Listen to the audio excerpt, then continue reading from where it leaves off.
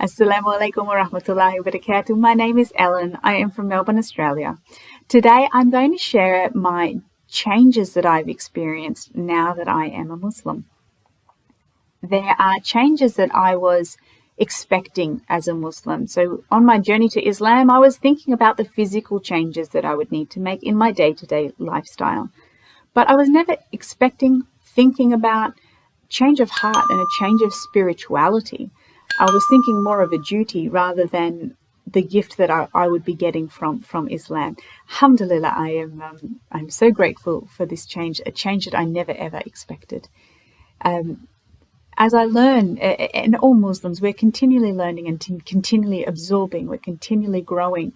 And there was a particular moment for me where I really felt a shift in my objectives of life and of this dunya, in this world.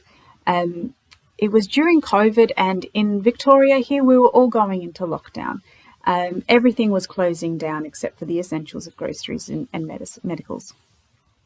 We have a business, my husband and I run together, so that's our livelihood, and knowing that that's going to have to close down, like all families, going through this panic of what are we going to do for our income, how are we going to support ourselves.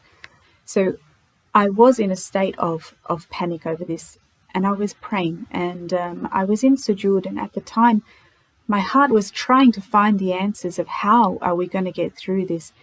And at that moment I realized the only success is to come out of this with the love of Allah. No matter what happens, lose the business, lose the income, okay, but keep the love of Allah. Keep true to Islam, keep true to your faith, keep true to your honesty, your integrity, the commandments. Keep all of these and you will be successful.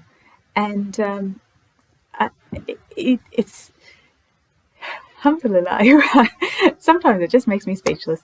I was so happy that lesson sunk in. This is the essence of Islam, and it's the essence of being a Muslim, and it's the essence of being a slave of Allah. Today's world is so choked up with success on a different scale, and it's all about ambition and career and stature and having and wealth, and that's not. They are gifts from God, but that is not the success. I always think about my judgment day, and success on my judgment day is not about what possessions or what I achieved in this world. My success, will I be granted into Jannah? Will I be granted into heaven? It's based on my love for Allah and how did I perform? How did I go under test? How did I go in this life? In living by his commandments, and living like his messengers have showed us to live, and living through the word of the Quran. So I was so grateful that sunk in. And then now having this, it's brought so much peace. It's brought so much peace to my heart, so much more. I'm so calm most of the time. I try to be. It's brought a lot of perspective on everything. So knowing that, people who are superior and more successful, they too will have their judgment day. They too will bow down before Allah.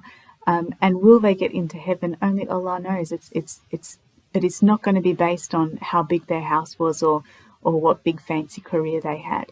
And it makes such a difference in our perspective of things when something's calamities are always going to happen. There's always going to be some problem happening. But how we get through it, alhamdulillah, it's okay. If it doesn't matter what the problem is, as long as we get through it with Allah, then we will be successful. We think about Prophet Ayub. He lost his house, he lost his business, he lost his wealth, he lost his family. He lost his own health. He lost everything, but through everything, he kept his love of Allah, and he was successful. He was a prophet. I love his prophet story. It's one of the prophet stories I draw on a lot. So I think that the changes that you can get from becoming a Muslim and embracing the teachings of Allah far exceeds anything that I could expect. And I hope for all of us, inshallah, that we can, even for Muslims, that we can just work a little bit closer in listening to Allah's message and working closer to following His word and finding that peace in our day, our peace in our day-to-day lives as we take on the journeys that that today, we have to endure. We're going through the things in this life, in this world, but endure these things with the love of Allah, and He will reward us. And I always think that Allah, He loves us so much, and He wants us to succeed. He wants us to do well, and He wants to give us blessings. And we too, we've got to earn that. We've got to show Him how much we love Him as well. So it's a two-way street. I think it's pretty fair. I hope you enjoyed my talk today. Assalamu alaikum wa rahmatullahi wa barakatuh.